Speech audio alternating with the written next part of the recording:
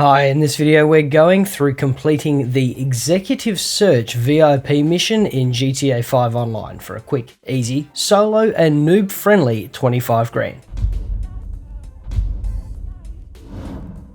Hi and welcome back, my name's Dan and I'm an old grumpy gamer. The Executive Search Free Mode VIP mission in Grand Theft Auto Online is a super easy way to pick up a bit of cash when you have 10 minutes or so spare while you're waiting for a cooldown or just a little bored. This can be done solo or with a GTA 5 crew and is a fairly straightforward way to earn yourself an additional $25,000. Before we dive in, if you find this helpful, we do lots of Grand Theft Auto Online guides, tips and tricks. So if you're new to the channel, don't forget to subscribe and ring the bell for more content like this. So this is a fantastic little free mode mission that you can do whenever you have 10 minutes spare and is a great way to net a quick 25 grand or so completely solo. To complete this VIP work, I highly recommend full armor, full health and an automatic. This works in a standard online public free mode session and in an invite only. Because this is an adversary mode though, there needs to be players from outside your organization in the server, so it's much easier to kind of get a game in a public lobby. Right, so we have a bit to go through on this one. Starting with how to register as a VIP or CEO, doing the executive search solo, completing the executive search as a team leader, doing the executive search as a bodyguard or an associate, and finally being an aggressor or an attacker. Right, so first things first, we'll need to register as a VIP of some description. Head to your interaction menu, that's M on your keyboard, double squares on your Xbox or swipe on your PlayStation. Down to SecuroServe, then start an organization.